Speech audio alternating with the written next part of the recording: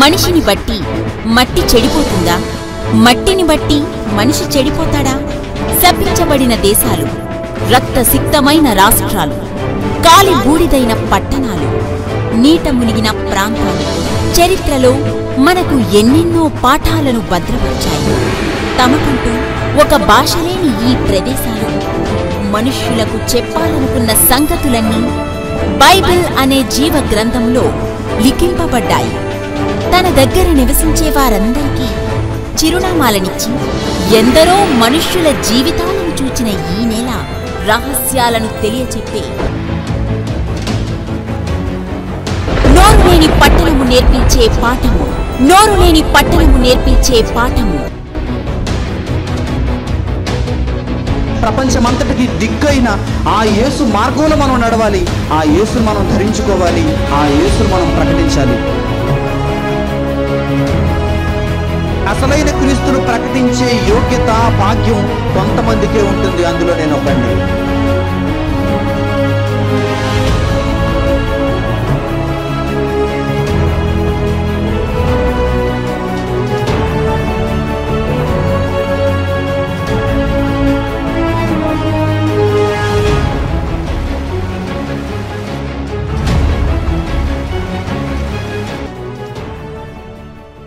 చేసుకుందామండి. తలలు వంచి ప్రార్థనలోకి వచ్చండి.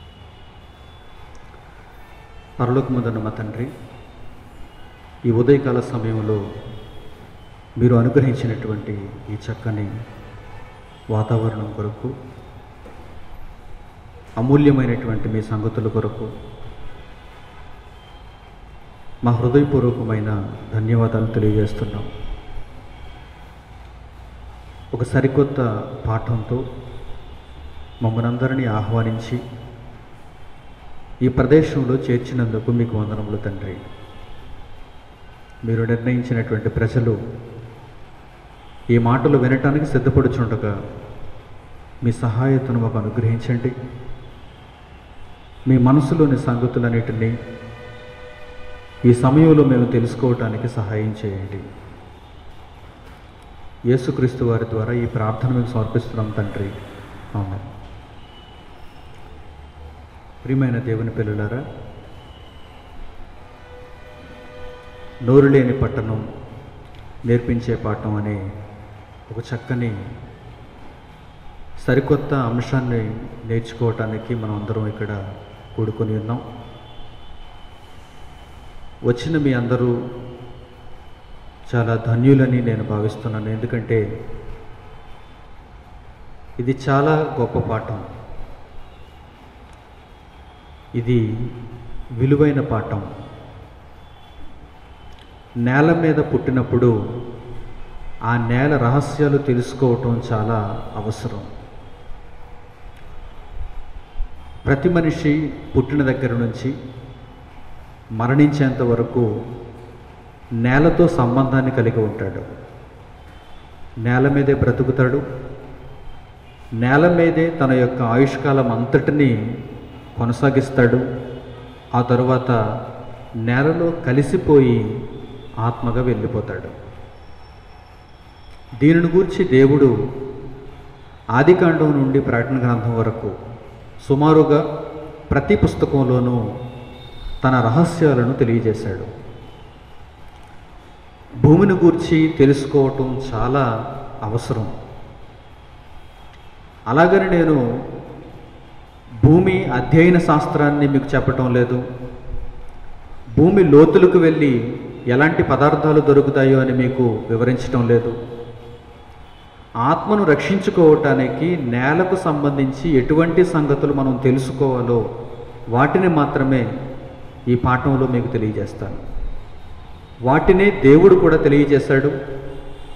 దానిని మనం జాగ్రత్తగా ఆలోచిస్తూ నేల నేర్పించే పాఠాలను మనం ఆలోచన చేద్దాం. ప్రియులారా, ప్రతి మనిషి దాదాపుగా నేల మీద పుడుతున్నాడు, నేల మీద బ్రతుకుతున్నాడు, నేలలో కలిసిపోయి ఆత్మగా వెళ్ళిపోతున్నాడు. దురదృష్టం ఏంటంటే తాను నేర్చుకోవలసినటువంటి సంగతులలో 1% కూడా నేర్చుకోకుండానే మనిషి కాలగర్భంలో కలిసిపోతున్నాడు. దేవుడు రాయించినటువంటి మాటలన్నీ తన పుస్తకంలో మాటలుగానే ఉండిపోయాయి. లిఖింపబడినటువంటి అక్షరాలన్నీ అక్షరాలుగానే మిగిలిపోయాయి. మనిషి మాత్రం తనదైనటువంటి బ్రతుకులో తన ఇష్టానుసారముగా జీవిస్తూ దేవునికి దూరంగా పారిపోతున్నాడని చెప్పాలి. కనుక ప్రియులారా, వచ్చినటువంటి మీరైనా ఈ నేల రహస్యాలను తెలుసుకోవటానికి ప్రయత్నం చేస్తారని నేను కోరుకుంటున్నాను. మొట్టమొదట తన గ్రంథంలో దేవుడు మొదటి మాటలోనే దీనిని గూర్చి ప్రస్తావిస్తున్నాడు. అదేమిటంటే, ఆదియందు దేవుడు భూమి ఆకాశములను సృజించెను. అది బైబిల్ ప్రారంభింపబడినటువంటి విధానం, మొట్టమొదటి మాట. ఈ మాటలో దేవుడు ఏమంటున్నాడంటే, ఆదియందు దేవుడు భూమి ఆకాశములను సృజించెను. ఇందులో అనేకమైనటువంటి విషయాలు మనకు కనిపిస్తున్నా అందులో ఒకానొకటి భూమి. ఆదియందు దేవుడు భూమి ఆకాశములను సృజించెను. అందులో ఒక విషయాన్ని మనం తీసుకుంటే అదే భూమి. ఆ భూమిని గూర్చి, నేలను గూర్చి, పట్టణాన్ని గూర్చి, దేశాన్ని గూర్చి ఈరోజు మనం మాట్లాడుకోబోతున్నాం. మొదటి మాటలోనే ఆయన దీనిని గూర్చి ఎందుకు ప్రస్తావిస్తున్నాడంటే, భూమి మీద ఒక మనిషి పరలోకాన్ని సాధించాలంటే గనుక ఆ భూమి యొక్క వివరం ఆ మనిషికి తెలిసి ఉండాలి. ఆ రహస్యం మనిషికి అర్థమై ఉండాలి. అందుకే దేవుడు ప్రారంభంలోనే దీనిని గురించి మాట్లాడుతున్నాడు. తరువాతి మాటలలో మీరు చూడగలిగితే, భూమి భూమిగా ఉంది, ఆ భూమి నిరాకారంగా ఉంది, ఆ భూమి మీద మనిషి జీవించాలంటే కనుక ఆ మనిషికి ఒక నేల కావాలి అంటున్నాడు దేవుడు. జలములతో కప్పబడి ఉన్న ఆ భూమిలో ఒక నేల కనిపించాలి. ఆ నేలను గురించి మాట్లాడుతూ ఆయన ఏమంటున్నాడు మరలా క్రింది మాటల్లో మనం చూస్తే, ఆదికాండం 1వ అధ్యాయం మీరు చూడండి. ఆదికాండము 1వ అధ్యాయము 9వ వచనం. దేవుడు ఆకాశము క్రింద నుండి జలములు ఒకచోటనే కూర్చబడి ఆరిన నేల కనబడును గాక అని పలుకగా ఆ ప్రకారం అయింది. మరలా దేవుడు ఏమని మాట్లాడుతున్నాడు చూడండి. ఆరిన నేల కనిపించాలి. ఈ నేలతో మనిషి జీవనానికి సంబంధం ఉంది, మనిషి బ్రతుకుకు ముడి ఉంది. దీనిని బట్టి ఆయన ఏమంటున్నాడంటే, ఆకాశము క్రింద నుండి జలములు ఒక్కచోటనే కూర్చబడి ఆరిన నేల కనబడును గాక అని పలుకగా ఆ ప్రకారం అయింది. 10వ వచనం, దేవుడు ఆరిన నేలకు భూమి అని పేరు పెట్టాను. దేవుడు ఆరిన నేలకు భూమి అని పేరు పెట్టాను. ఈ ఆరిన నేల దేవుని దృష్టిలో చాలా విలువైనది, మానవునికి అత్యంత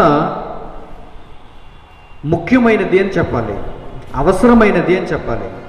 ఎందుకంటే ఈ ఆరిన నేల లేకపోతే మనిషికి మనుగడ లేదు. అందుకే దేవుడు సృష్టి కార్యక్రమంలో చాలా ప్రధానమైనదిగా దీనిని తయారు చేస్తున్నాడు. జలములు ఒకచోటనే కూర్చబడాలి, అవి సముద్రాలు. వాటితో పెద్దగా మనిషికి పని లేకపోయినా ఆరిన నేలతో మాత్రం మనిషికి చాలా ఎక్కువగా పని ఉంటుంది. అది ముఖ్యమైంది, అది అవసరమైంది. అందుకే ఈరోజు సముద్రాల మీద మనిషికి ఉన్నటువంటి దృష్టి చాలా తక్కువ, అంతగా పట్టించుకోడు. సముద్ర తీర ప్రాంతాన్ని గురించి మనిషి ఆలోచిస్తుంటాడు, అప్పుడప్పుడు ప్రయాణాలు చేయడానికి ఆలోచిస్తుంటాడు, అందులో ఏవైనా చేపలు దొరుకుతాయేమో అని ఆలోచిస్తుంటాడు తప్ప విశాలమైనటువంటి మహాసముద్రాలు ఈ ఆరిన నేలతో పోల్చి చూస్తే 3 అంతలు ఎక్కువగా ఉన్నటువంటి సముద్రాలు, వీటిని గురించి మనిషికి పెద్దగా పట్టింపు లేదు. కానీ ఆరిన నేల అనగానే మనిషి ఎక్కువగా ఆలోచిస్తుంటాడు. ఈ నేల మీద మనిషికి ఎక్కువగా ఆలోచన ఉంటుంది. ఈ నేల చాలా ఖరీదైనది, విలువైనది కూడా. అందుకే దేవుడు ఇక్కడ మొదటి పాఠ్యాంశంలోనే ఏమంటున్నాడంటే, ఆరిన నేల కనిపించింది, ఆ నేలకు దేవుడు భూమి అని పేరు పెట్టాను. ఈ భూమి మీద ఏదైతే ఆరిన నేల కనిపించిందో, దేనినైతే దేవుడు భూమి అని పేరు పెట్టాడో, ఆ భూమి మీద దేవుని నుండి పుట్టబోయేటువంటి మనిషి జీవించాలి, తన బ్రతుకును కొనసాగించాలి. మొదటి మానవుడైన ఆదాము దగ్గర నుంచి ఇప్పటి వరకు ప్రతి మనిషి ఈ ఆరిన నేల మీదే జీవిస్తున్నాడు, ఈ ఆరిన నేల మీదే బ్రతుకుతున్నాడు. ఈ నేలను గురించి మరలా దేవుడు ప్రస్తావిస్తున్నాడు. మరలా దేవుడు ఈ నేలను గురించి మాట్లాడుతున్నాడు. అదే ఆదికాండం 1వ అధ్యాయం 28వ వచనం చూడండి. 28వ వచనం, దేవుడు ఆదాము హవ్వలు వారిద్దరిని ఆశీర్వదించి ఏమంటున్నాడు చూడండి. దేవుడు వారిని ఆశీర్వదించాను. ఎలా ఆశీర్వదించాడంటే, మీరు ఫలించి అభివృద్ధి పొంది విస్తరించి భూమిని నిండించి దానిని లోపరుచుకొనుడి అంటున్నాడు చూడండి.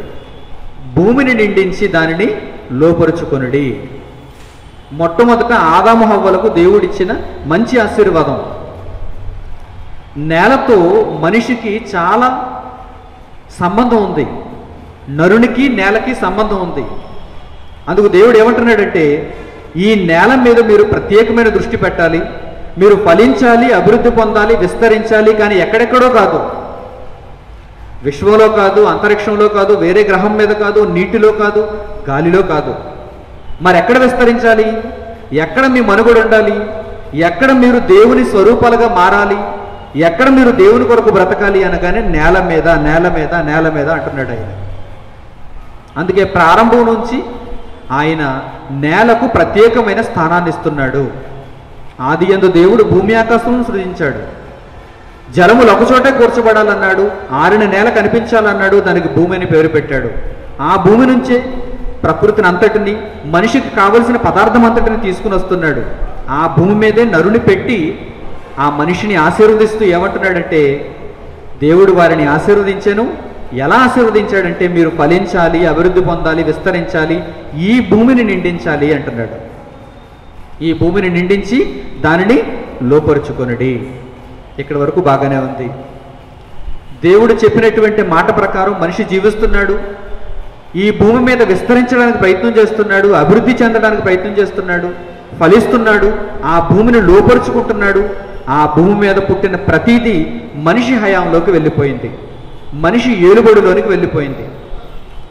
దేవుడు చెప్పిన మాట ప్రకారం భూమి మీద ఉన్న సమస్త పదార్థములు మనిషి కాలి క్రిందకు వచ్చేసాయి, మనిషి ఏలికలోనికి వచ్చేసాయి. ఆ తరువాత మరలా ఈ భూమిని గూర్చిన ప్రస్తావన జరిగింది. ఎలా జరిగింది అంటే, ఇప్పటి వరకు మనిషికి ఇవ్వటానికి, మనిషికి ఆశీర్వదించడానికి ఉపయోగపడినటువంటి నేల ఆ తరువాత ఎలా మారిపోయిందో, ఎలా ఉపయోగపడిందో, దేవుని నోట ఎలాంటి మాటలు ఈ నేలను గూర్చి పలుకుబడ్డాయో మరలా మనం చూద్దాం. అదే ఆదికాండం. ఇప్పుడు 3వ అధ్యాయం చూడండి. ఆదికాండం 3వ అధ్యాయము, ఆదికాండం 3వ అధ్యాయము 17వ వచనము. 17వ వచనం, ఆయన ఆదాముతో, నీవు నీ భార్య మాట విని తినవద్దని నేను నీకు ఆజ్ఞాపించిన వృక్షఫలములు తింటివి గనుక నీ నిమిత్తము నేల శపింపబడి ఉన్నది. నీ నిమిత్తము నేల శపింపబడి ఉన్నది. తరువాత మాట, ప్రయాసముతోనే నీవు బ్రతుకు దినములన్నయు నీవు దాని పంట తిందువు. అది ముండ్ల తుప్పలను గచ్చ పొదలను నీకు మొలిపించును. పొలములోని పంట నీవు తిందువు. నీవు నేలకు తిరిగి చేరు వరకు నీ ముఖపు చెమట కార్చి ఆహారము తిందువు. ఎలయనగా నేల నుండి నీవు తీయబడితివి, నీవు మన్నే గనుక తిరిగి మన్నైపోవదు అని చెప్పాను. తప్పు జరిగిన తర్వాత, దేవుని యొక్క ఆజ్ఞను ఆదాము హవ్వలు అతిక్రమించిన తర్వాత, దేవుని నోట నుండి అదే నేలను గూర్చి ఎటువంటి మాటలు పలుకుబడ్డాయో మీరు ఆలోచించండి. అప్పటి వరకు అయితే ఆశీర్వాదం, అప్పటి వరకు అయితే భూమి మీద ఉన్న సమస్తము మీదే అన్నాడు. అప్పటి వరకు ఈ భూమి మిమ్మల్ని బ్రతికిస్తుంది అన్నాడు. ఈ భూమి మీద మీరు బ్రతకండి అంటే అర్థం ఏంటి? ఈ భూమి మిమ్మల్ని బ్రతికిస్తుంది.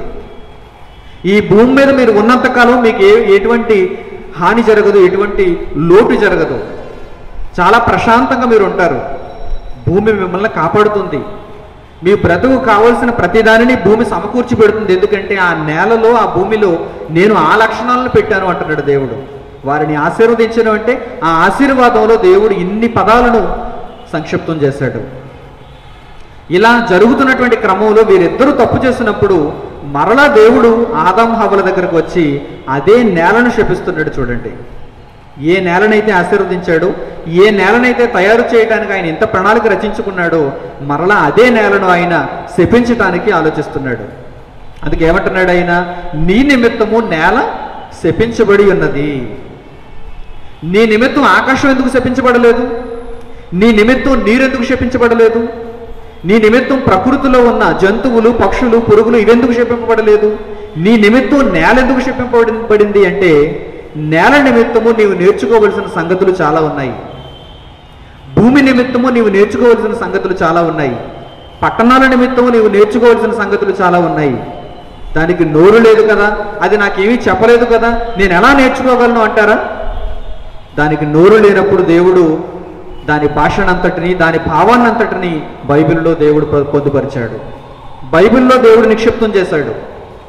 హైదరాబాద్ మనకు తన పాఠాన్ని ఎలా నేర్పిస్తుంది? హైదరాబాద్కు నోరు లేదు కదా, హైదరాబాద్ చెప్పే పాఠం అంతా బైబిల్లో ఉంటుంది. ఒక ఇండియా మనకు పాఠం ఎలా నేర్పిస్తుంది? ఒక భారతదేశం మనకు పాఠం ఎలా నేర్పిస్తుంది? భారతదేశానికి నోరు లేదు కదా, భారతదేశం తరపున ఎవరు మాట్లాడరు కదా అని మీరు అనుకుంటే, భారతదేశం చెప్పాలనుకున్న సంగతులన్నీ బైబిల్లోనే ఉంటాయి.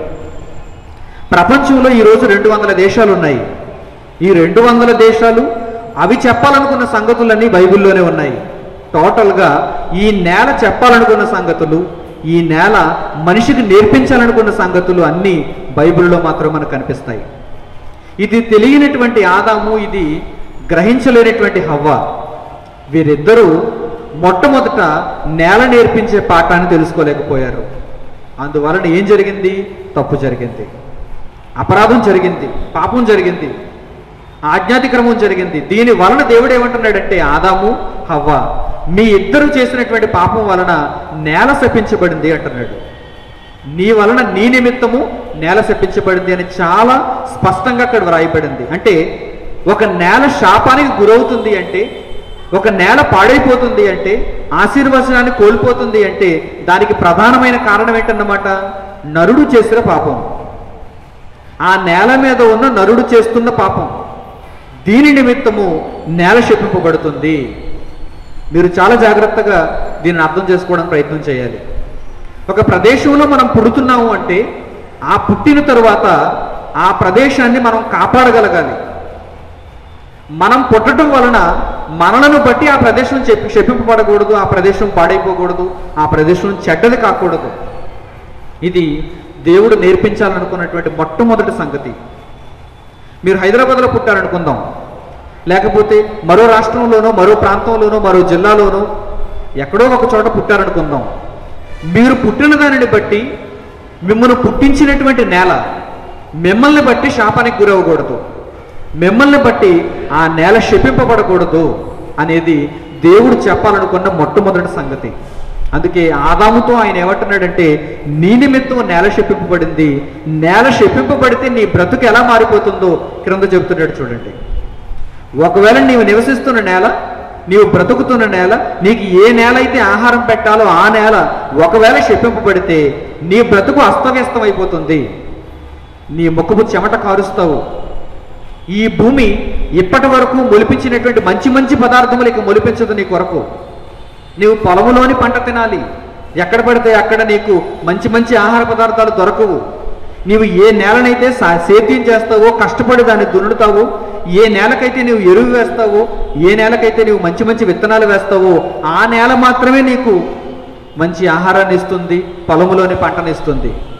రోడ్డు పక్కన నీవు విత్తితే అది మొలవదు, నీ ఇంటిలో నీవు విత్తుకుంటే అది నీకు మొలవదు. అది నేలే, ఇది నేలే, కానీ ఎందుకు మొలవటం లేదు అంటే నేల శపింపబడింది. ఎక్కడైతే సేద్యం చేయబడుతుందో అక్కడే పంట రావాలి.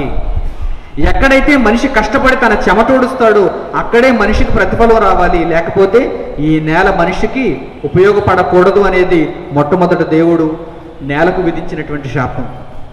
ప్రియమైన వారులారా, జాగ్రత్తగా మీరు దీన్ని అర్థం చేసుకోవాలి. ప్రపంచంలో ఉన్నటువంటి మనుషులందరినీ దేవుడు చూస్తున్నప్పుడు, మనిషిని చూసిన తర్వాత వెనువెంటనే దేవుడు ఎవరిని చూస్తాడంటే నేలనే చూస్తాడు. మనిషి చెడిపోతే వెంటనే శాపం ఎవరికి వెళ్ళిపోతుందన్నమాట? నేలకు వెళ్ళిపోతుంది. అనగా ఆ పట్టణానికి వెళ్ళిపోతుంది, ఆ ఊరికి వెళ్ళిపోతుంది, ఆ దేశానికి వెళ్ళిపోతుంది. ప్రపంచంలో ఉన్న ఏ పట్టణాన్నైనా, ఏ ప్రదేశాన్నైనా మీరు గమనించండి, దేనినైనా మీరు ఆలోచించండి. ఒకవేళ అక్కడ ఉన్నటువంటి ప్రాంతంలో ఉన్న మనుషులు చెడిపోతే ఆ ప్రాంతం కూడా నాశనం అయిపోతుంది, ఆ నేల కూడా మారిపోతుంది, ఆ పట్టణం కూడా ఎందుకు పనికిరానిదిగా మారిపోతుంది. ఈరోజు అలాంటి దేశాలు ప్రపంచ పట్టణంలో మనకు చాలా కనిపిస్తున్నాయి. సిరియా అనేటువంటిది ఒక దేశం. ఒకప్పుడు సిరి సంపదలతో తొలుతూగినటువంటి దేశం అది. అక్కడ ఎవరైతే నివసిస్తున్నారో వారందరికీ మంచి మంచి పదార్థాలను ఇచ్చినటువంటి దేశం అది. ధనవంతులుగా ప్రతి ఒక్కరిని మార్చినటువంటి ప్రాంతం అది. ఆ ప్రాంతంలో ఎవరు నివసించినా సరే వారి కడుపు నిండా ఆహారం తినేటువంటి ప్రాంతం అది. కానీ ఈరోజు అదే సిరియా ఎలా మారిపోయిందో తెలుసా? ఉగ్రవాదంతో మారిపోయింది, రక్తంతో మారిపోయింది. అక్కడ ఉన్నటువంటి ప్రాంతాలన్నిటినీ చూస్తుంటే ఆ సిరియా దేశంలో ఉన్నటువంటి ఆ ప్రదేశం అంతటిని మనం చూస్తున్నప్పుడు ఎక్కడ పడితే అక్కడ బాంబు దాడులు, ఎక్కడ పడితే అక్కడ రక్తసిక్తమైనటువంటి రోడ్లు, ఎవరికి నిలువ నేడ ప్రదేశం లేదు అక్కడ. ఇక్కడ నివసించాలి అనుకునేవారే లేరు అక్కడ. సిరియా దేశం నుంచి మేము ఏ దేశానికైనా పారిపోవాలి అనుకునేవారే ఉన్నారు అందరూ అక్కడ. ఆ దేశం మీద మమకారం పెంచుకొని మేము ఈ దేశ పౌరులు కనుక ఇక్కడే మేము జీవించాలి అనుకునేవారు ఎవరూ లేరండి.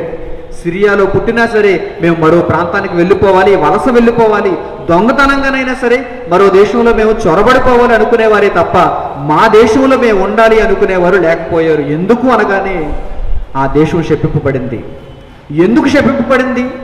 సిరియా కూడా ఒక భారతదేశం లాంటిదే, సిరియా కూడా ఒక అమెరికా లాంటిదే, సిరియా కూడా ఒక జపాన్ లాంటిదే.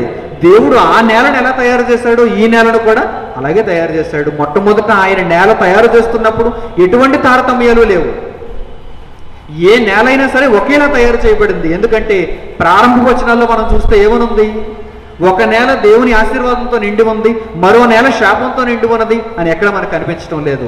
ఆరిన నేల కనిపించునుగాక, అది మంచిదని దేవుడు చూచాడు, దానికి భూమి అని పేరు పెట్టాడు. అంటే ఎక్కడ మనకు భూమి కనిపిస్తున్నా అదంతా మంచి ప్రదేశమే. కానీ ఎందుకు పాడైపోతుంది? ఒక సిరియా ఎందుకు పాడైపోయింది? ఇరాక్ ఎందుకు పాడైపోయింది? లెబనాన్ ఎందుకు పాడైపోయింది? ఇజ్రాయిల్ ఎందుకు పాడైపోయింది? యెమెన్ ఎందుకు పాడైపోయింది? పాకిస్తాన్లో కొన్ని ప్రాంతాలు ఎందుకు పాడైపోయాయి? ఇండోనేషియా ఎందుకు పాడైపోయింది? ఇలా ప్రపంచంలో ఉన్న కొన్ని పాడైపోయిన దేశాలను మనం ఆలోచించినప్పుడు అక్కడ ఉన్నటువంటి మనుషుల స్థితిగతులను బట్టి, వారి యొక్క ప్రవర్తనను బట్టి ఆ దేశం పాడైపోతుంది. ఆఫ్రికా దేశంలో ఎన్నో ఆకలి చావులు మనకు కనిపిస్తుంటాయి. ఎందుకు? ఆఫ్రికా దేశంలో అసలు దేవుడు అంటే ఎవరికీ తెలియదు, ఎవరికి భయభక్తులు ఉండవు, ఎవరి ఇష్టం వారిది, వారి కొరకు వారు బ్రతకటానికి వారు ఎప్పుడు ఆలోచిస్తారు. అలాంటి వారు ఉన్నటువంటి ప్రాంతాన్ని దేవుడు ఏం చేస్తాడు చెప్పండి? దాన్ని ఖచ్చితంగా శాపానికి గురి చేస్తాడు. ఇది నమ్మగలమంటారా? ఒకవేళ మనిషి చెడిపోతే ఆ ప్రాంతం శపింపబడుతుంది అనే మాట నమ్మొచ్చు అంటారా? దీనికి ఏమైనా ఆధారాలు ఉన్నాయా? చరిత్రలో దేవుడు దీనిని ఏమైనా మనకు చూపించాడా అంటే ఒక మంచి పాఠాన్ని మనకు ఉంచాడు. ఒక్కసారి మనం దానిని చూద్దాం. ఆదికాండం, మరలా అదే ఆదికాండం చూడండి. అదే ఆదికాండం 18వ అధ్యాయం 20వ వచనం చూడండి. అదే ఆదికాండము 18వ అధ్యాయము 20వ వచనం. మరియు యెహోవా సొదొమ గొమొర్రాలను గూర్చిన మొర గొప్పది గనుక వాటి పాపము బహుభారమైనది గనుక నేను దిగిపోయి నా యొద్దకు వచ్చి నా మొర చొప్పునే వారు సంపూర్ణముగా చేసురో లేదో చూచెదను, చేయని ఎడల నేను తెలుసుకుందును అనేను అంటున్నాడు. చూడండి, పరలోకంలో ఉన్న దేవుని దగ్గరకు ఒక మొర వెళ్ళింది. ఏంటా మొర? 2 పట్టణాలను గూర్చిన మొర, 2 ప్రదేశాలను గూర్చినటువంటి మొర, 2 ప్రదేశాలను గూర్చిన మొర. ఏంటా ప్రదేశాలు? సొదొమ, గొమొర్రా. ఈ 2 చరిత్రలో మన కొరకు దేవుడు వ్రాయించినటువంటి 2 అద్భుతమైనటువంటి పట్టణాలు. ఈ 2 పట్టణాలు ఒకప్పుడు చాలా మంచి పట్టణాలు. మీరు చరిత్రను మరలా తిరగవేస్తే ఈ సొదొమ గొమొర్రాలు ఎక్కడి నుంచి వచ్చాయని మీరు చరిత్రను తిరగవేస్తే కనుక నోవహు జలప్రళయం తరువాత అతని నుండి వచ్చినటువంటి షేము, హాము, యాపెతు, వారి నుండి వచ్చినటువంటి జనాంగం, అందులో నుండి వచ్చినటువంటి కొంతమంది మనుషులు, వీరందరూ సొదొమ అనేటువంటి పట్టణాన్ని, గొమొర్రా అనేటువంటి పట్టణాన్ని చాలా చక్కగా కట్టుకున్నారు, చాలా చక్కగా జీవిస్తున్నారు. ఈ 2 పట్టణాలు కూడా చాలా ఆశీర్వదింపబడినటువంటి పట్టణాలు, మంచి ఫలాన్ని ఇచ్చేటువంటి పట్టణాలు. కానీ ఇలాంటి క్రమంలో ఏం జరిగిందంటే ఈ సొదొమ అనేటువంటి పట్టణం దగ్గర నుంచి, గొమొర్రా అనే పట్టణం దగ్గర నుంచి ఒక మొర దేవుని దగ్గరకు వెళ్ళిపోయింది. చూడండి ఆ మాటలు ఏమన్నాడు చూడండి. ఆదికాండం 18వ అధ్యాయం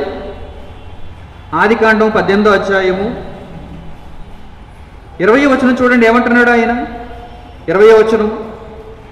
మరియు యెహోవా సొదొమ గొమొర్రాలను గూర్చిన మొర గొప్పది కనుక అంటున్నాడు. సొదొమను గూర్చి, గొమొర్రాను గూర్చి మొర ఎవరు పెట్టారు చెప్పండి? సొదొమ పట్టణాన్ని గురించి, గొమొర్రా పట్టణాన్ని గురించి ఎవరు పెట్టారు చెప్పండి? ఎవరు పెడతారు మొర?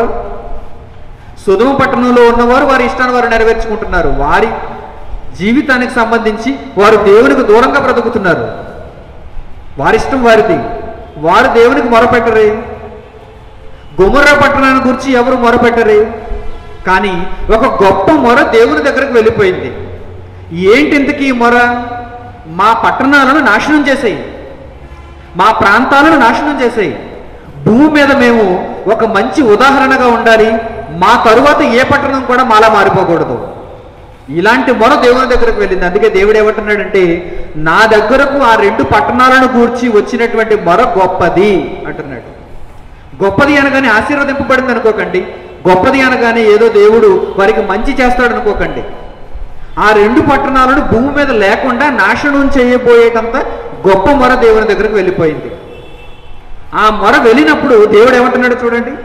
ఆ మొర వెళ్ళినప్పుడు దేవుడు ఏమంటున్నాడు చూడండి. నేను దిగిపోయి నా యొద్దకు వచ్చిన ఆ మొర చొప్పున వారు సంపూర్ణముగా చేసిరో లేదో చూచెదను అంటున్నాడు. అంటే నిజంగా మనుషులు ఇలాగే ఉన్నారా? భూమి మీద వారిని బట్టి నేలను శపించాలంటే ఆ మనుషుల యొక్క ప్రవర్తన చెడుగా మారిపోవాలి. నిజంగా ఆ మనుషుల యొక్క ప్రవర్తన చెడ్డగా ఉందా? ఆ 2 ప్రాంతాలను నాశనం చేసేటంత చెడ్డ కార్యక్రమాలను ఆ ప్రజలు చేస్తున్నారా? నిజంగా నేను వెళ్ళి చూడాలి అనుకుంటున్నాడు దేవుడు. నిజంగా వారిని గురించి నేను వాకపు చేయాలి అనుకుంటున్నాడు దేవుడు. ఆ వివరాలను ఒక్కసారి నేను తెలుసుకోవాలనుకుంటున్నాడు దేవుడు. అందుకే నేను వారి దగ్గరికి వెళ్ళి నిజముగా వారు అలాగ చేసిరో లేదో చూస్తానంటున్నాడు. అలాగే తన దూతలను పంపించి తన యొక్క సమాచారాన్ని ఆ 2 పట్టణాల దగ్గర నుంచి దేవుడు తీసుకున్నాడు. 2 పట్టణాల దగ్గర నుంచి వచ్చిన సమాచారం ఎలాంటిదంటే నిజమే. ఇక్కడ ఉన్నటువంటి ప్రజలు చాలా ఘోరమైనటువంటి వారు, వావి వరసలు తెలియనటువంటి వారు. వారు ఎందుకు బ్రతుకుతున్నారో వారికి అర్థం కావటం లేదు. దేవుని ప్రజలను సన్మానించినటువంటి ప్రజలు, వారి ప్రాంతాలలో దేవుని వాక్యం లేదు. ఆ ప్రజల మధ్య దేవుని యొక్క పలుకులు ఎప్పుడు వినిపించటం లేదు. వారు ఎప్పుడు దేవుని పలుకులే వినటం లేదు. ఎల్లప్పుడూ తినటం, త్రాగటం, సంతోషించటం, వారి బ్రతుకంతా అపవాది కార్యక్రమాలతో నిండిపోయిందన్న సమాచారం పరలోకంలో ఉన్న దేవుని దగ్గరికి వెళ్ళిపోయింది. వెంటనే ఆయన సిద్ధం చేసుకుంటున్నాడు. వెంటనే ఈ పట్టణాలను భూమి మీద నాశనం చేయాలి. ఎవరి నిమిత్తమైతే ఆ నేల శపింపబడిందో వారిని నాశనం చేయాలి, ఆ నేలను కూడా నాశనం చేయాలి. చూడండి ఆ తర్వాత ఆయన ఏం చేశాడు? అదే ఆదికాండము 19వ అధ్యాయం. అదే ఆదికాండము 19వ అధ్యాయం మీరు జాగ్రత్తగా చూడండి. 23వ వచనం నుంచి. లోతు సోయరుకు వచ్చినప్పుడు, ఆదికాండం 19వ అధ్యాయము 23వ వచనం నుంచి, లోతు సోయరుకు వచ్చినప్పుడు ఆ దేశమును సూర్యుడు ఉదయించెను. అప్పుడు యెహోవా సొదొమ మీదను గొమొర్రా మీదను యెహోవా యొద్ద నుండి గంధకమును అగ్నిని ఆకాశము నుండి కురిపించి ఆ పట్టణములను, ఆ మైదానం అంతటిని, ఆ పట్టణములలో నివసించు వారందరినీ నేల మొలకలను నాశనము చేసెను. ఎందుకండి ఇంత శాపం? ఎందుకండి దేవునికి ఇంత కోపం? 2 పట్టణాలను నాశనం చేయటానికి దేవుడు ఎందుకు ఉపక్రమించాడు అనగానే ఆ 2 పట్టణాల దగ్గర నుంచి దేవుని యొద్దకు ఒక గొప్ప మొర బయటకు వెళ్ళింది, పరలోకానికి వెళ్ళింది. ఏంటి, పట్టణాల దగ్గర నుంచి మొర వెళుతుందా? దేశాల దగ్గర నుంచి మొర వెళుతుందా? ప్రాంతాల దగ్గర నుంచి దేవుని దగ్గరకు మొర వెళుతుందా? నోరు లేని పట్టణం మనకు నేర్పించదేమో, మనకు వినిపించదేమో, మనతో మాట్లాడలేదేమో, కానీ పరలోకంలో ఉన్న దేవునితో మాత్రం సరాసరి మాట్లాడుతుంది. తన యొద్ద నివసిస్తున్న ప్రజల యొక్క స్థితిగతులను గూర్చి ఈ నేల ఖచ్చితంగా దేవునికి ఎల్లప్పుడూ తన మొరను వినిపిస్తూనే ఉంటుంది. ఆ నేల మీద దేవుని వాక్యం ప్రకటింపబడితే అది ఆశీర్వచనం పొందినదవుతుంది. ఒకవేళ ఆ నేల మీద దేవుని కార్యక్రమాలు జరగకపోతే ఆ నేల శాపం పొందినదవుతుంది. అందుకే చరిత్రలో ఒక పాఠాన్ని చూపిస్తున్న దేవుడు ఏమంటున్నాడంటే, సొదొమ గొమొర్రా అనే పట్టణాలను ఒక్కసారి చూడండి. ఆ 2 పట్టణాలు ఎలా మారిపోయాయంటే, ఆ 2 పట్టణాలు కూడా నేను అగ్నితోనూ గంధకంతోనూ కాల్చేయాలి అనుకున్నాను, అలాగే కాల్చేశాను. అందులో నేల మొలకలు కూడా కాల్చివేయబడ్డాయి, బూడిద చేయబడ్డాయి. అంటే మీరు ఆలోచన చేయండి, ఒక్క మనిషి కూడా మిగలకుండా ఆ పట్టణం అంతటిని బూడిద చేశాడు దేవుడు. కేవలం ఇదొక్కటే కాదు, చరిత్రలో ఎన్నో సందర్భాలను దేవుడు మనకు చూపిస్తున్నాడు. అంతకు పూర్వం సుమారుగా ప్రపంచం అంతా చెడిపోయింది, లోకమంతా చెడిపోయింది. అప్పుడేం చేశాడు? జలప్రళయంతో దానిని ముంచేయాలనుకున్నాడు. నేలంతటిని నీటితో కడిగేయాలనుకున్నాడు, నాశనం చేయాలనుకున్నాడు. అదే నోహ జలప్రళయం మీ అందరికీ తెలుసు. నరుల యొక్క చెడుతనం భూమి మీద గొప్పది. భూమి అంతా బలాత్కారంతో నిండిపోయింది. భూమి మీద ఏ మనిషిని ఉంచినా ప్రయోజనం లేదు, ఉపయోగం లేదు. కనుక ఈ నేలంతటిని నేను ముంచేయాలి, ఒక్క మనిషి కూడా మిగలకూడదు. అంటే ప్రపంచంలో భూమి మీద ఉన్నటువంటి మనిషిని దేవుడు చూస్తున్నప్పుడు ఏ మనిషి వలనైనా దేవునికి సంతోషం లేకపోతే సరాసరి ఆ శాపం అంతా, ఆ ఉగ్రత అంతా అతడు నించున్నటువంటి నేల మీదే పడుతుంది, అతడు నివసిస్తున్నటువంటి భూమి మీదే పడుతుంది. దీనిని బట్టి నేలతో నరునికి ఎంత మంచి సంబంధం ఉందో మీరు చక్కగా ఆలోచన చేయండి. అందుకే దేవుడు ఇలాంటి పాఠాలను మనకు తెలియచేయాలనుకుంటున్నాడు. నేల మీద పుట్టినటువంటి మనిషి దేవుని కొరకు ఆలోచించకుండా, ఈ సంబంధాన్ని గ్రహించకుండా నేలను విభజించడానికి ప్రయత్నం చేశాడు. నేలను దేశాలుగా విభజించి దానిలో కాపురం ఉండటానికి మాత్రమే ఆలోచన చేశాడు. ప్రియులారా, అసలైనటువంటి పాఠాన్ని మర్చిపోయి నేల నుండి ఏమి తీసుకోవాలి, నేల వలన నేను ఎలా బ్రతకాలి అని ఆలోచించడం వలన ఉపయోగం ఉండదు. మొట్టమొదట మనిషి ఆలోచించవలసింది ఏంటంటే, నేను ఈ నేల మీద బ్రతుకుతున్నప్పుడు ఈ నేల ఆశీర్వచనం పొందాలి అంటే నా ప్రవర్తన ఎలా ఉండాలి అనేది మొట్టమొదట మనిషి ఆలోచన చేయాలి. అందుకే మరో మంచి సందర్భం చూపిస్తాను చూడండి. యెహోషువ గ్రంథంలో 6వ అధ్యాయంలో ఇశ్రాయేలీయులందరూ యెరికో పట్టణాన్ని స్వతంత్రించుకోవడానికి వెళుతున్నప్పుడు అక్కడ జరిగినటువంటి ఒక మంచి సందర్భంలో కూడా దేవుడు మంచి పాఠాన్ని నేర్పిస్తున్నాడు. 6వ అధ్యాయం 16వ వచనం చూడండి. యెహోషువ గ్రంథము 6వ అధ్యాయము 16వ వచనం. 7వ మారు యాజకులు బూర ఊదగా యెహోషువ జనులకు ఎలాగో ఆజ్ఞ ఇచ్చాను, కేకలు వేయుడి, యెహోవా ఈ పట్టణమును మీకు అప్పగించున్నాడు, ఈ పట్టణమును దీనిలో ఉన్నది యావత్తును యెహోవా వలన శపింపబడెను. ఎందుకు శపింపబడింది? దేవుని ప్రజలు వచ్చేటప్పుడు వారు ఆ పట్టణాన్ని దేవుని ప్రజలకు ఇవ్వలేదు. ఐగుప్తు బానిసత్వంలో నుంచి దేవుని ప్రజలు వస్తున్నారు. వారు 40 సంవత్సరాలు అరణ్య ప్రయాణం చేస్తూ దేవుని వలన ఆశీర్వదింపబడిన వారై దేవుని చేత వారు నడిపింపబడుతూ ఆ పట్టణంలో అడుగు పెట్టడానికి వస్తున్నారు. అలాంటప్పుడు ఆ పట్టణంలో ఉన్న వారందరూ ఏం చేయాలి? ఆ పట్టణాన్ని వారికి ఇచ్చేయాలి. ఎందుకంటే వారు ఇశ్రాయేలీయులు. ఐగుప్తు బానిసత్వంలో నుండి దేవుని హస్తము చేత విడిపింపబడి ఒక బలమైనటువంటి దేవదూత వారికి అండగా ఉండి వారిని నడిపిస్తుంది. పగలు మేఘస్తంభమై, రాత్రి అగ్నిస్తంభమై వారికి కావలసిన దాని అంతటినీ అరణ్యములోనే దేవుడు వారికి సమకూర్చి ఎన్నో అద్భుతాలు, సూచక్రియలు జరిగించి వారిని అందరినీ దేవుడు ఐగుప్తు బానిసత్వంలో నుంచి తీసుకుని వచ్చాడు. అలాంటప్పుడు దేవుని నుండి వస్తున్నటువంటి ఆ ప్రజలకు ఆ పట్టణాన్ని వారు ఇచ్చేయాలి. కానీ ఇవ్వకుండా వారు ఏం చేశారు? ఆ పట్టణాన్ని వారే అనుభవించాలని, ఆ పట్టణంలో వారే ఉండాలని యెరికో పట్టణస్థులందరూ భావించారు. దాన్ని బట్టి దేవుడు ఏం చేశాడో తెలుసా? ఈ యెరికో పట్టణాన్ని నేను శపిస్తున్నాను అంటున్నాడు. ఈ పట్టణం శాపం పొందినదిగా మారిపోయింది. ఏమంటున్నాడు చూడండి, ఈ పట్టణమును దీనిలో ఉన్నది యావత్తును యెహోవా వలన శపింపబడెను. రాహాబు అనే వేశ్య మనము పంపిన దూతలను దాచిపెట్టును గనుక ఆమెయు ఆ ఎంట ఉన్నవారందరూ మాత్రమే బ్రతుకుదురు. కేవలం దేవుని కొరకు ఎవరైతే బ్రతికారో, దేవుని కొరకు ఎవరైతే ఆలోచించారో, ఆమె వేశ్య కావచ్చు, ఆమె కుటుంబపు వారందరూ లోకంలో ఎన్నతగిన వారు కాకపోవచ్చు. కానీ ఆ యెరికో పట్టణంలో ఎవరిని దేవుడు లెక్క పెట్టలేదు, కేవలం వేశ్య కుటుంబాన్ని మాత్రమే లెక్క పెట్టాడు. ఆ రాహాబునొక్క ఆమె కుటుంబాన్ని మాత్రమే మీరు కాపాడండి, ఆమెను మాత్రమే మీరు తప్పించండి. మిగిలిన వారందరూ శాపం పొందినవారు. ఆ పట్టణమే టోటల్గా శాపం పొందినది. కనుక ఏమంటున్నాడు చూడండి, శపింపబడిన దానిలో కొంచెమైనను మీరు తీసుకుని ఎడల మీరు శాపగ్రస్తులైపోతారు. ఇశ్రాయేలు పాలెమునకు శాపం తెప్పించి దానికి బాధ కలుగు చేదురు కనుక శపింపబడిన దాన్ని మీరు ముట్టకూడదు. అది వెండి కావచ్చు, బంగారం కావచ్చు, ఏదైనా సరే. అంటే వారి వలన శపింపబడినది కనుక యెరికో పట్టణం దేవుని దృష్టికి శాపం పొందినదిగా మారిపోయింది. అందులో ఉన్నది ఏది కూడా మీరు ముట్టకూడదు, దాన్ని అంతటిని నాశనం చేయాలి, దాన్ని అంతటిని కాల్చేయాలి అంటున్నాడు దేవుడు. ఇంకా దానికి విధింపబడినటువంటి నాశనం ఏంటంటే, క్రింది మాటల్లోకి మీరు చూస్తే ఆ నాశనం ఎలా ఉంటుందో మీరు చూడండి. 25వ వచనం, యెహోషువ గ్రంథం 6వ అధ్యాయం 25వ వచనం. రాహాబును వేశ్య యెరికోను వేగు చూచుటకు యెహోషువ పంపిన దూతలను దాచిపెట్టి ఉండెను గనుక అతడు ఆమెను ఆమె తండ్రి ఇంటి వారిని ఆమెకు కలిగిన వారందరినీ బ్రతుకునిచ్చెను. ఆమె నేటి వరకు ఇశ్రాయేలు మధ్య నివసించుచున్నది. దేవుడు తన కొరకు చేసినటువంటి కార్యక్రమాలను ఎప్పుడు మర్చిపోడు. కనుక ఆమెను ఇప్పటి వరకు కాపాడాడు.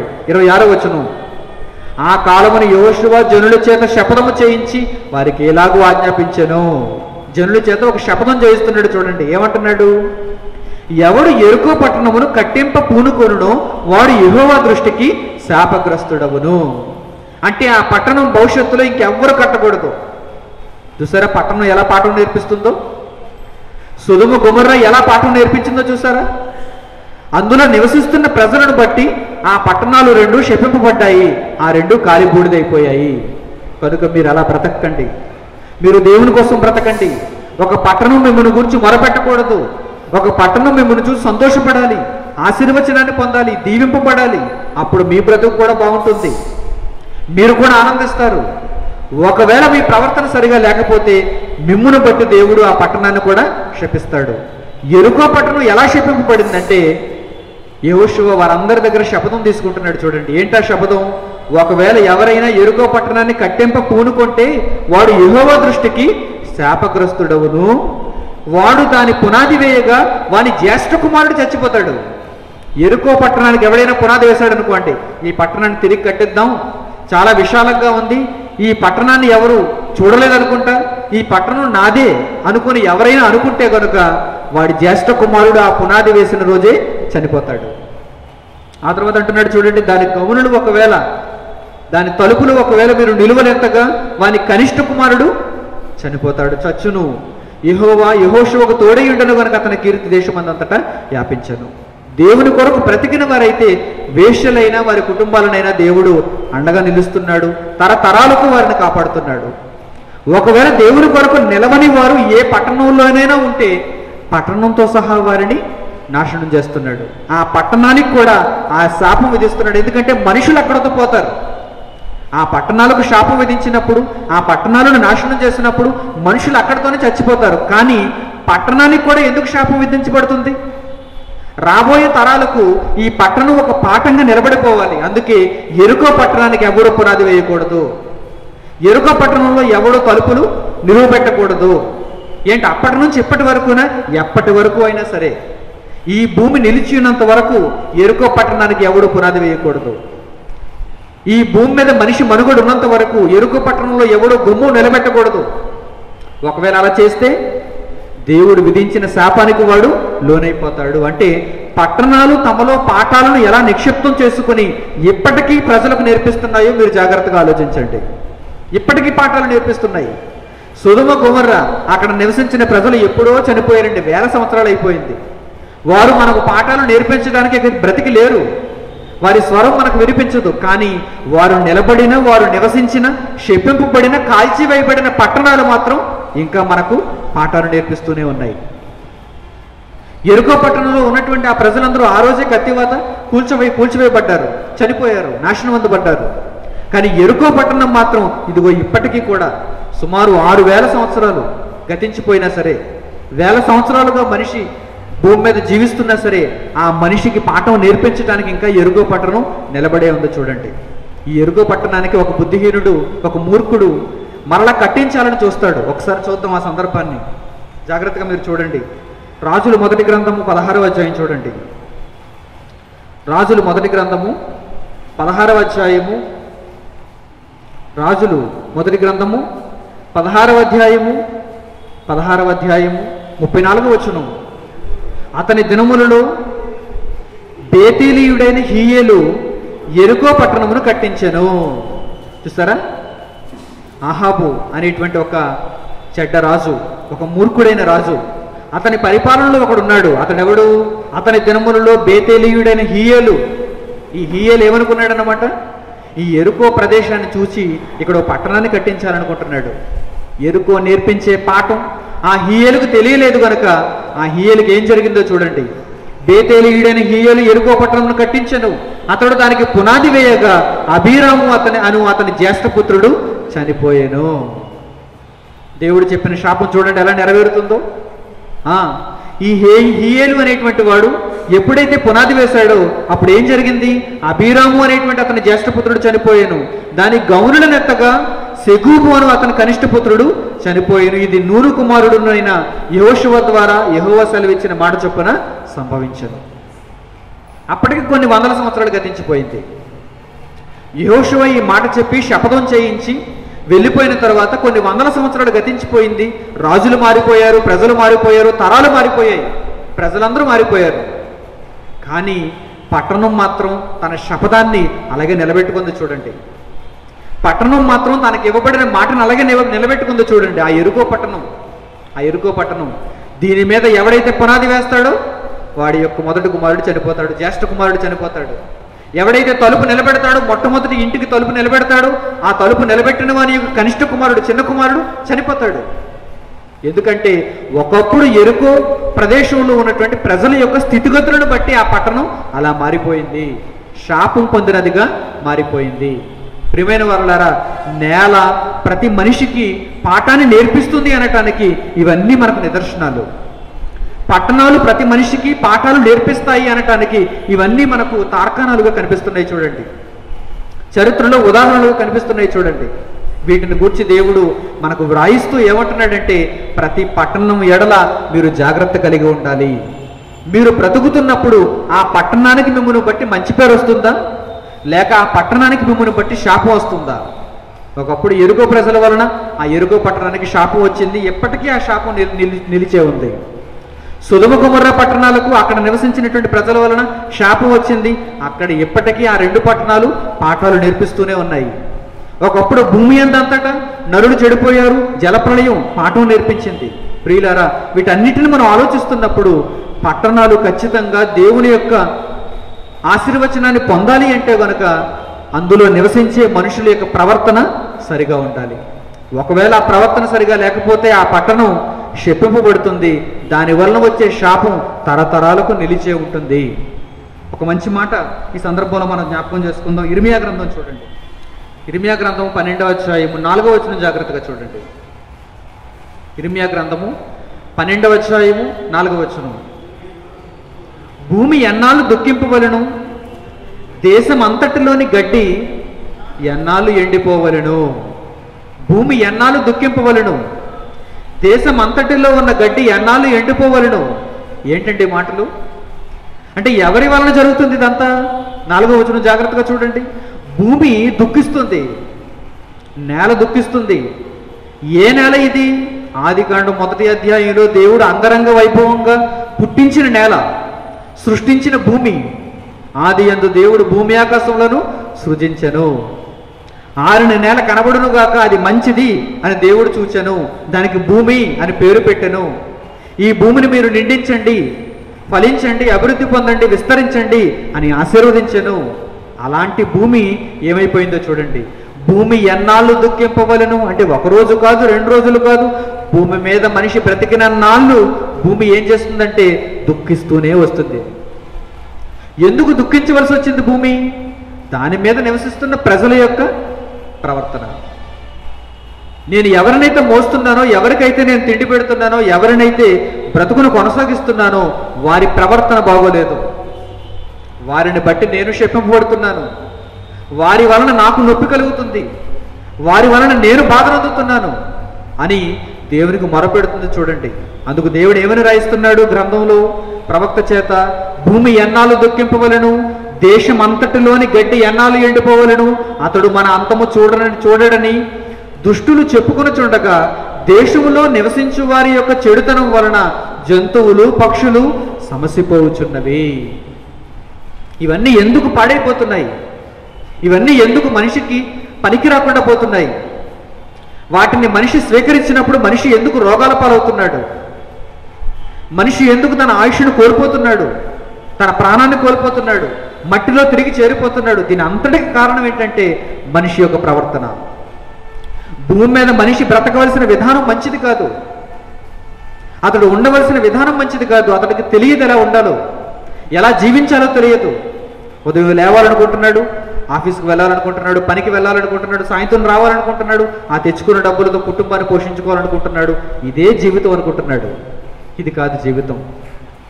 మరికొంతమంది అయితే అప్పటికే డబ్బు సంపాదించినటువంటి తల్లిదండ్రులు వారికి ఉన్నట్లయితే కనుక వ్యసనాలకు వెళ్ళిపోతున్నారు, మద్యపానాసక్తులు అయిపోతున్నారు, వ్యభిచారులు అయిపోతున్నారు. ఈరోజు మనం ఏ వార్త చూసినా వీరితోనే నిండిపోయింది.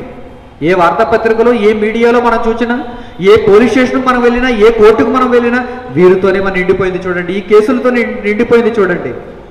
భూమి ఎన్నాళ్ళు దుఃఖింపవలను.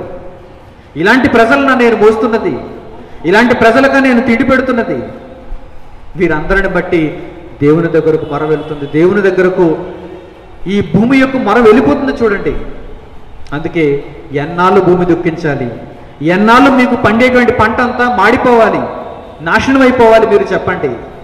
మీ నాశనాన్ని నేను చూడాలనుకుంటున్నాను, నేలను శపించాలనుకుంటున్నాను, మనిషి నాశనాన్ని నేను చూడాలనుకుంటున్నాను. ఎందుకంటే మీ ప్రవర్తన బాగోలేదు అంటున్నాడు దేవుడు. మీ ప్రవర్తన బాగోలేదు. మీ వలన ఇంకా ఏం పాడైపోతున్నాయో తెలుసా? ఈ నేల శాపం నొందటం వలన ఇంకా ఏవేవి పాడైపోతున్నాయో తెలుసా? దేశంలో ఉన్న జంతువులు, దేశంలో ఉన్న పక్షులు ఈ నేలను బట్టి ఏవైతే బ్రతుకుతున్నాయో అవన్నీ పాడైపోతున్నాయి అంటున్నాడు, సమసిపోతున్నాయి అంటున్నాడు. చూడండి, అప్పుడప్పుడు మీకు వార్తల్లో మీరు వింటుంటారు, పలానా జాతి పులులన్నీ అంతరించిపోతున్నాయి, పలానా జాతి పక్షులన్నీ అంతరించిపోతున్నాయి, పలానా జాతి జీవులన్నీ అంతరించిపోతున్నాయి, వాటిని మనం కాపాడుకుందాం అని అప్పుడప్పుడు మనకు ప్రకటనలు చేస్తుంటారు ప్రభుత్వం వారు. ఎందుకు అంతరించిపోతున్నాయి? ఎందుకు కనిపించకుండా పోతున్నాయి? ఎందుకంటే ఇవన్నీ సమసిపోతున్నాయి, కాలగర్భంలో కలిసిపోతున్నాయి. భూమి వలన బ్రతకవలసినటువంటి జంతువులు, పక్షులు కూడా వాడి బ్రతుకులను అంతమొందించుకుంటున్నాయి. ఎందుకంటే ఆ మధ్య బ్రతుకుతున్నటువంటి మనిషి యొక్క ప్రవర్తన, ఆ మనిషి యొక్క జీవన విధానం, ఆ మనిషికి ఎలా బ్రతకాలో తెలియదు. ఆ నేల మీద బ్రతుకుతున్న మనిషి ఎలాంటి అర్హతను కలిగి జీవించాలో మనిషికి తెలియదు గనక దీనిని కోల్పోయాడు మనిషి, ఆ అర్హతను కోల్పోయాడు మనిషి. దానిని బట్టి నేల శపింపబడుతుంది, ఆ నేల దేవునికి మొరపెడుతుంది, ఆ నేల దేవుని యొక్క శాపానికి లోనైపోయి భవిష్యత్తులో అనేక మందికి పాఠాలు చెబుతూనే ఉంది. మరో మంచి మాట చూడండి, అదే ఇర్మియా గ్రంథము, అదే 12వ అధ్యాయము 11వ వచనం కూడా చూడండి. 12వ అధ్యాయము 11వ వచనం, వారు దాన్ని పాడు చేయగా అది పాడై నన్ను చూచి దుఃఖించుచున్నది అని వ్రాయబడింది. వారు దాన్ని పాడు చేయగా ఏమిటండి? భూమిని ఎవరైనా పాడు చేస్తున్నారా? భూమిని కావాలని ఎవరైనా పాడు చేస్తారా? పాడు చేయరే. భూమిని సెంట్ల రూపంలో కొనుక్కుంటారు, ఎకరాలు లెక్కన కొనుక్కుంటారు, గజాల లెక్కన కొనుక్కుంటారు, చాలా అపురూపంగా చూసుకుంటారు. ఇంతవరకు సరిహద్దు నాదంటారు, ఆ సరిహద్దు తర్వాత నీదంటారు. ఇది చాలా విలువైనది కదా మనిషి దృష్టికి. మరి ఈ భూమిని పాడు చేయటం ఏంటి? దేవుడు ఏమని రాయించాడో చూడండి, దానిని పాడు చేయగా, వారు దానిని పాడు చేయగా అది పాడై నన్ను చూచి దుఃఖించుచున్నది. భూమి అంతా పాడైపోతుందట చూడండి, నేలంతా పాడైపోతుందట చూడండి, పట్టణాలన్నీ పాడైపోతున్నాయట చూడండి. ఈ పట్టణాలన్నీ మనకు ఏమీ చెప్పలేవు గనక, వాటి భాష మనకు అర్థం కాదు గనక సరాసరి ఎక్కడ మొరపెడుతున్నాయి తెలుసా? దేవునికి మొరపెడుతున్నాయి. దేవుని చూచి దుఃఖిస్తున్నాడు చూడండి, దేవుని చూచి విలపిస్తున్నాడు చూడండి. భూమి, ఈ పట్టణం, ఈ నేల, ఈ దేశం, నీవు నా మీద నివసించడానికి పంపించినటువంటి నీ పుత్రులు, నీ కుమారులు అపవాది కుమారులుగా మారిపోయారు, అపవాది సంతానంగా మారిపోయారు, అపవాదిని వెంబడించేవారుగా మారిపోయారు. దీని వలన తండ్రి వీరిని మోయటం నా వల్ల కాదు, వీరి ఆగడాలను చూడటం నా వల్ల కాదు. ఒకరినొకరు చంపుకుంటున్నారు, ఒకరి రక్తం ఒకరు కళ్ళ చూస్తున్నారు, ఒకరినొకరు మోసగించుకుంటున్నారు. ఒకవేళ జీవించడం చేత కాకపోతే ఆత్మహత్య చేసుకుంటున్నారు. డబ్బు సంపాదన కోసం, వారు ముద్రించుకున్న డబ్బు సంపాదన కోసం ఎందరినో మోసగిస్తున్నారు. రాజకీయంలో మోసం, విద్యలో మోసం, పరిపాలనలో మోసం, అధికారంలో మోసం, వ్యాపారంలో మోసం. మోసం లేనిదంటూ ఏదీ లేదు తండ్రి. మనిషి నిలువెత్తు విషంతో నిండిపోయాడు, మోసంతో నిండిపోయాడు. ఇలాంటి మనిషికి నేను పంటనివ్వాలా? ఇలాంటి మనిషిని 60 ఏళ్ల పాటు 70 ఏళ్ల పాటు నేను బ్రతికించాలా? ఈ మనిషిని చూడు తండ్రి, ఈ మనిషిని అంతమొందించు తండ్రి.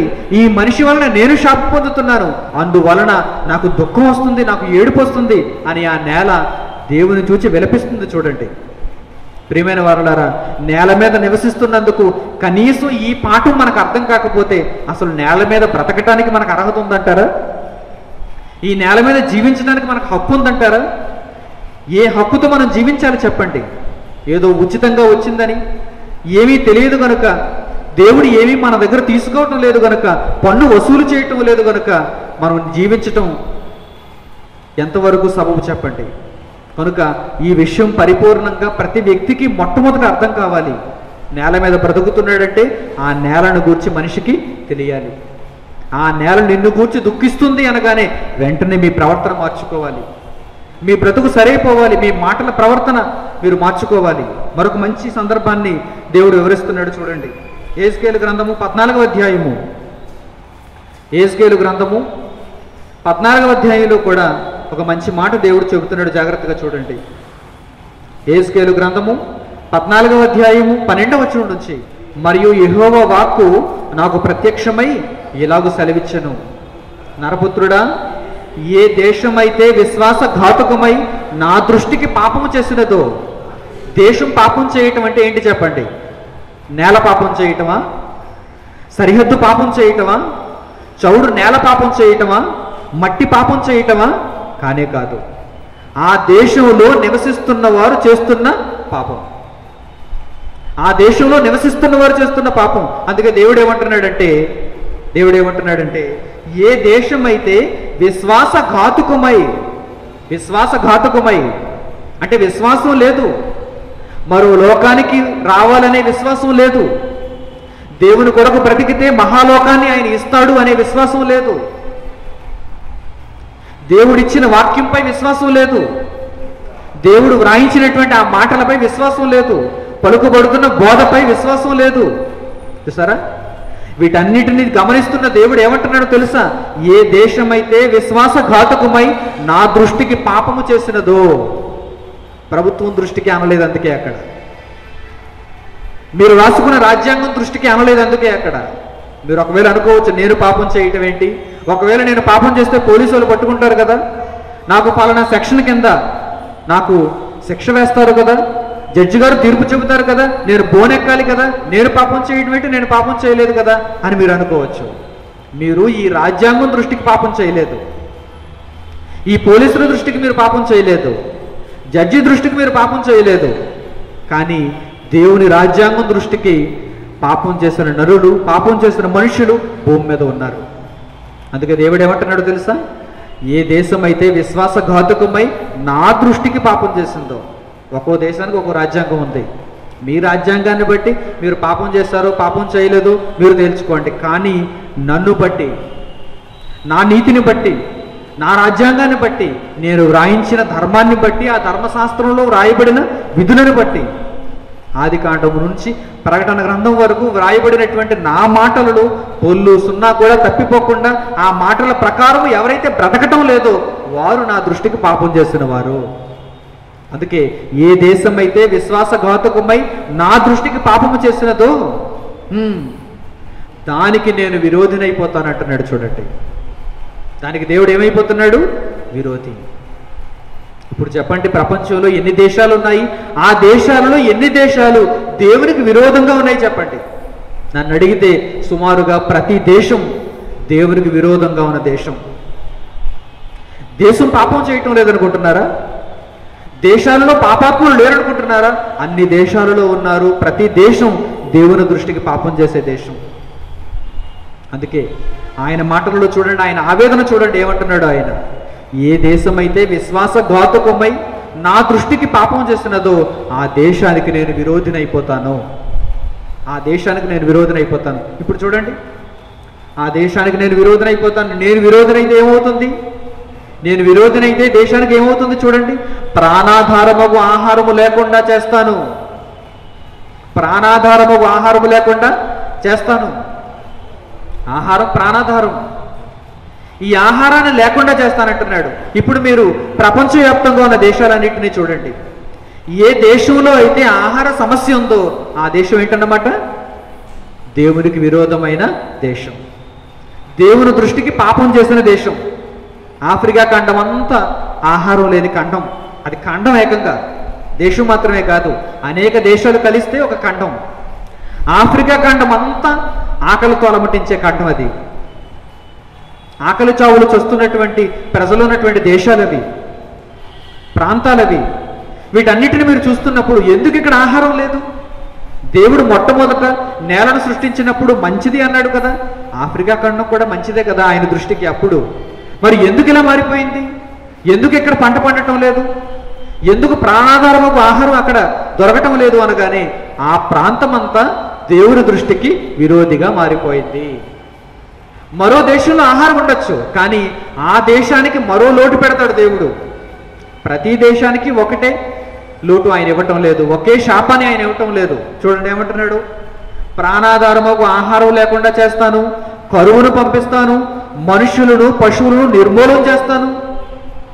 తర్వాత నోవహు, దానియేలు, యోబు ఈ ముగ్గురు అట్టి దేశంలో ఉండినను వారు తమ నీతి చేత తమ్మును మాత్రమే రక్షించుకొందురు. ఇదే ప్రభువు యెహోవా వాక్కు.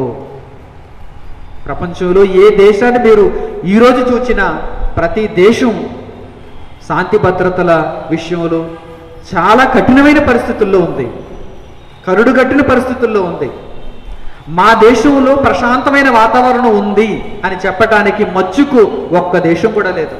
ఉదాహరణకి ఒక్క దేశం కూడా లేదు.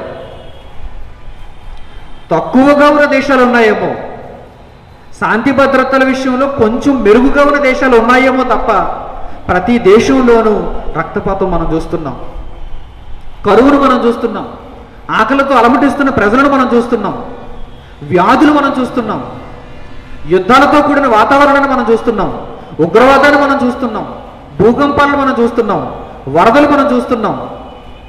ప్రియమైన వారులారా, జాగ్రత్తగా మీరు ఆలోచించండి. అమెరికా మొదలుకొని అభివృద్ధి చెందినటువంటి దేశాలుగా చెప్పబడుతున్నటువంటి ఎన్నో దేశాలు ఈరోజు దేవుని యొక్క ఉగ్రతకు బలైపోతూనే వస్తున్నాయి. ఏ దేశమైతే విశ్వాసఘాతకం అయిపోతుందో ఆ దేశానికి దేవుడు విరోధి అయిపోతున్నాడు. ఆ దేశాన్ని దేవుడు శపించాలనుకుంటున్నాడు. ఒకవేళ ఎక్కడైనా కనిపిస్తే నోవహు లాంటి వారు కానీ, దావీదు లాంటి వారు కానీ, మోషే లాంటి వారు కానీ ఎక్కడైనా కనిపిస్తే వారి మట్టుకు వారిని కాపాడుకుందరు, వారిని మట్టుకు వారిని రక్షిస్తాను తప్ప మిగిలిన దేశం అంతటిని నేను నాశనం చేయాలి. ప్రియులారా, బాగా ఆలోచించండి. మన పట్టణాలు, మన దేశం దానికి తీసిపోయింది ఏమాత్రం కాదు. మన చుట్టూ ఉన్న ప్రజలను చూస్తే మీకు ఇప్పటికే అర్థమైపోయి ఉండాలి. వారి స్థితిగతులను చూస్తే, వారి మాటలను చూస్తే, వారి బ్రతుకులను మీరు చూస్తే, వారి జీవితాలను మీరు ఒక్కసారి చూస్తే ఇప్పటికే మీకు ఒక అవగాహన వచ్చి ఉండాలి. మన ప్రాంతం ఎంత భయంకరమైనదో, హైదరాబాద్ ఎంత భయంకరమైనదో, సికింద్రాబాద్ ఎంత భయంకరమైనదో, మన చుట్టూ ఉన్నటువంటి రాష్ట్రాలు, మన చుట్టూ ఉన్నటువంటి దేశాలు ఎంత భయంకరమైనవిగా మారిపోయాయో, దేవుని యొక్క ఉగ్రత కొరకు ఎలా కనిపెడుతూ తమ జీవితాలను గడుపుతున్నాయో ఒక్కసారి మీరు ఆలోచన చేయండి. ఇవన్నీ దేవునికి విరోధం అయిపోయిన దేశాలు, టోటల్గా దేవునికి విరోధం అయిపోయిన ప్రపంచము. ఇలాంటి పరిస్థితులలో మనిషికి చెప్పాల్సింది ఏంటి చెప్పండి? ఆ నోరు లేని పట్టణం నేర్పించే పాఠాన్ని మనం చెప్పాలి. ఇది కాకుండా ఏదేదో కొద్ది కొద్దిగా వారు నేర్చుకుంటూ సమయానికి ఏ మందు అయితే వారు స్వీకరించాలో ఆ మందును కాకుండా గాయమును పైపైన మార్పుకోవటానికి వారు ప్రయత్నం చేస్తున్నారు. భక్తిలో ఉన్నాం అనుకుంటున్నారు, ఆదివారపు ఆరాధనకు వెళ్తున్నాం అనుకుంటున్నారు, అప్పుడప్పుడు మీటింగ్లకు వెళ్తున్నాం కదా అనుకుంటున్నారు తప్ప బ్రతుకును మార్చుకునే విధానాన్ని గురించి వారు ఆలోచన చేయలేకపోతున్నారు. వారు నివసిస్తున్న పట్టణానికి మంచి ఆశీర్వచనాన్ని తేవాలి అనే ఉద్దేశంతో వారు బ్రతకలేకపోతున్నారు. ప్రియులారా, వింటున్న మీరైనా సరే మీ జీవితాలలో మార్పును కలిగి ఇక మీదట మిమ్మును బట్టి మీ ప్రాంతం ఆశీర్వదింపబడేదిగా మారిపోవాలి. కనీసం మిమ్మునైనా మీరు రక్షించుకోవాలి. దేశాన్ని మొత్తం మనం మార్చలేకపోయినా, దేశం మీద నుంచి ఉగ్రతను మనం తప్పించలేకపోయినా ఏమంటున్నాడు దేవుడు? నోవహు లాంటి వాడు ఉంటే నోవహును కాపాడుతాను అంటున్నాడు. దావీదు లాంటి వాడు ఉంటే దావీదును కాపాడుతాను అంటున్నాడు. ఆ రోజు లోతును కాపాడలేదా? లోతు కుటుంబాన్ని కాపాడలేదా? 50 మంది ఉంటే కాపాడుతాను ఆ పట్టణాన్ని అన్నాడు. 40 మంది ఉంటే కాపాడుతానని పట్టణాన్ని అన్నాడు. 10 మంది ఉన్న ఆ పట్టణాన్ని కాపాడుతాను అన్నాడు. ముందు అబ్రహాముతో లోతు విషయంలో ఆ సొదొమ గొమొర్రా పట్టణాల గురించి మాట్లాడుతూ. కానీ దేవుడు చివరికి 10 మందిని కూడా చూడకపోయేసరికి నీతిమంతులను మాత్రం కాపాడాలి అనుకుని ఆ లోతును తప్పించాడు. మిగిలినటువంటి పట్టణం అంతటిని నాశనం చేశాడు. ప్రియులారా, ఆ నాశనంలో మనం మునిగిపోకుండా ఉండాలి అంటే, ఆ శాపానికి మనం బలైపోకుండా ఉండాలంటే కనుక ఖచ్చితంగా మీ భక్తి జీవితంలో మీరు ఉండాలి. మీ పవిత్రతను మీరు కాపాడుకోవాలి. ఆ పరిశుద్ధతను మీరు ఎప్పుడు వదులుకోకూడదు. ఎందుకంటే మిమ్మల్ని చూస్తున్న నేల ఎప్పుడు మిమ్మల్ని బట్టి దేవునికి మొరపెడుతూనే ఉంటుంది. ఆ మొర మీకు వినిపించదు, ఆ భాష మీకు వినిపించదు. చూడండి, ఒక మంచి మాట మనం చూద్దాం. వీటికి ఉన్న భాషను గూర్చి ఓ చక్కని మాట దేవుడు రాయించాడు.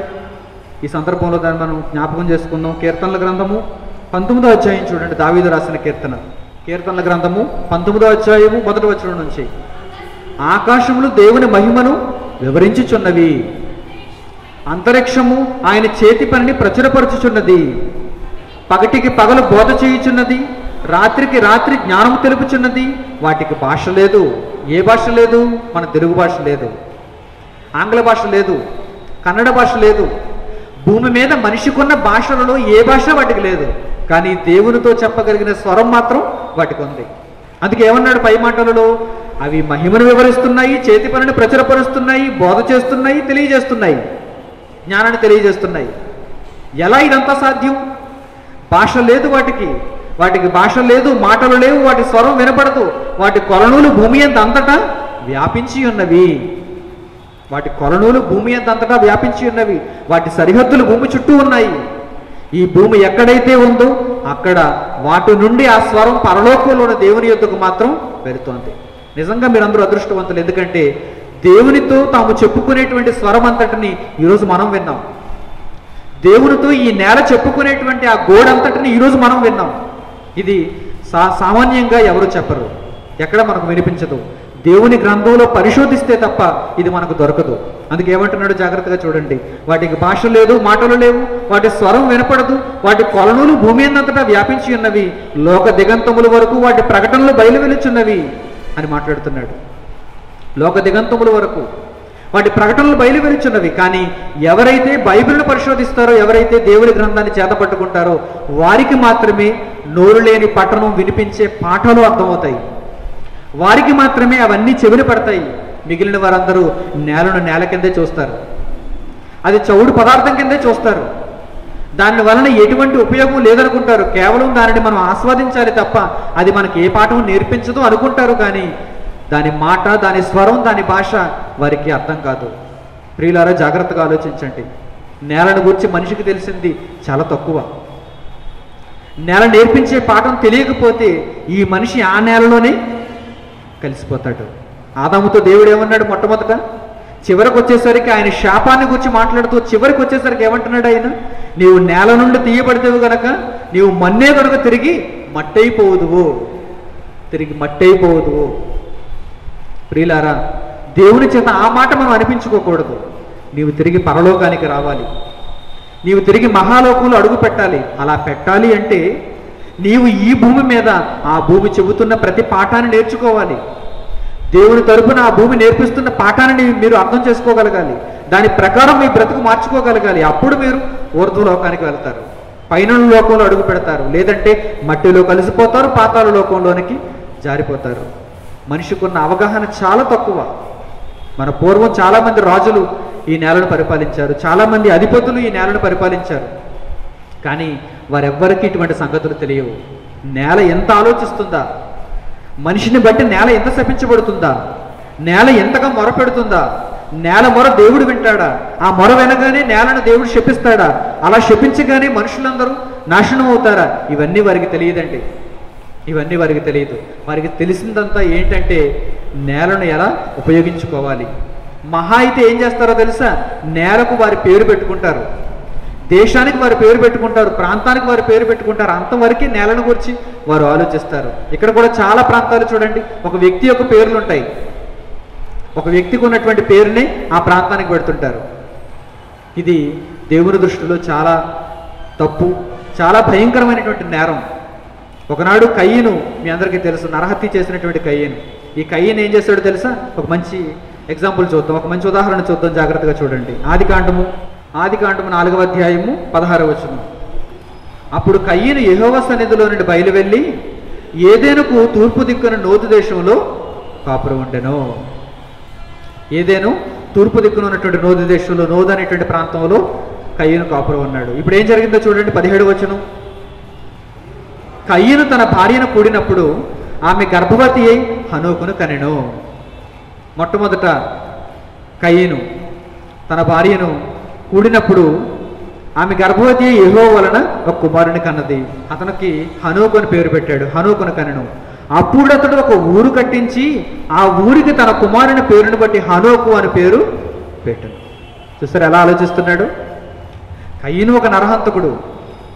ఈ నరహంతకుని బట్టి ఆ నేల శపించబడింది. అక్కడ ఉండకుండా దేవుడు తోలివేశాడు. ఏదెనుకు తూర్పు దిక్కుగా పారిపోయాడు, అలా వెళ్ళిపోయాడు. వెళ్ళిపోయిన తర్వాత అతడు వివాహం చేసుకుని ఒక కుమారుని కని ఇప్పుడు ఎలా ఆలోచిస్తున్నాడు? అతని కుమారుని పేరు ఒక ఊరికి పెట్టాలనుకుంటున్నాడు. ఒక ఊరు కట్టించి ఆ ఊరికి ఎవరు పేరు పెడుతున్నాడు? హనోకు అని పేరు పెడుతున్నాడు. చూడండి, ఈ హనోకు దేవునితో నడిచిన హనోకు కాదు, ఆ హనోకు వేరు. ఇతడు కయ్యను కుమారుడైన హనోకు. ఒక ఊరు కట్టించి ఆ ఊరికి నీ కుమారుని పేరు పెట్టాలనుకుంటున్నావా? ఆ ఊరు కట్టించి నీ పేరు పెట్టుకోవాలనుకుంటున్నావా? చరిత్రలో ఎంతో మంది దౌర్భాగ్యులు ఇలాంటి వారు ఉన్నారు. నేల దేవునిది, భూమి దేవునిది. ఈ నేల ఎల్లప్పుడూ మనిషి యొక్క స్థితిగతులను దేవునికి మొరపెడుతూ ఉంది. మన ప్రవర్తన మార్చుకొని దేవుని యొక్క విధులకు తగినట్టుగా మన బ్రతుకును దేవునికి ఆమోదయోగ్యంగా మరచుకోవాలి తప్ప ఈ నేలకు నా పేరు పెట్టుకోవాలి, ఆ ప్రాంతానికి నా పేరు పెట్టుకోవాలి, ఒక ఊరు కట్టించాలి, ఆ ఊరికి నా కుమారుని పేరు పెట్టుకోవాలనుకుని మాత్రం అనుకోకూడదండి. జ్ఞానం లేనివాడు కనుక కయ్యను తన కుమారునికి హనోకు అనేటువంటి పేరు పెట్టి ఆ పేరును బట్టి ఒక ఊరు కట్టించాడు. దీనిని బట్టి భవిష్యత్తులో దేవుడు ఒక మంచి మాట రాయించాడు. కీర్తనల గ్రంథం దీనిని బట్టి దేవుడు ఏమంటున్నాడు అక్కడ మనకు అర్థమవుతుంది. కీర్తనల గ్రంథము 49వ అధ్యాయము, కౌరవ కుమారులు రచించినటువంటి కీర్తన 49వ అధ్యాయము 11, 12 వచనాలు జాగ్రత్తగా చూడండి. వారు తమ ఆస్తిని ఇతరులకు విడిచిపెట్టుదురు, తమ ఇండ్లు నిరంతరము నిలుచుననియు తమ నివాసములు తరతరములకు ఉండుననియు వారు అనుకొందురు. తమ భూములకు తమ పేర్లు పెట్టుదురు. చూసారా, భూమి నేర్పించే పాఠం పేరు పెట్టమని నేర్పించిందా? భూమి తనను కొనుక్కోమని నేర్పించిందా? తనను దున్నుకోమని నేర్పించిందా? ఏమి నేర్పించిందంటే మొట్టమొదటి నేల ఏమి నేర్పించింది చెప్పండి? నేల నేర్పించే పాఠం ఏంటి చెప్పండి? ఒక పట్టణం నేర్పించే పాఠం ఏంటి చెప్పండి? హైదరాబాద్ ఏమి నేర్పించాలి?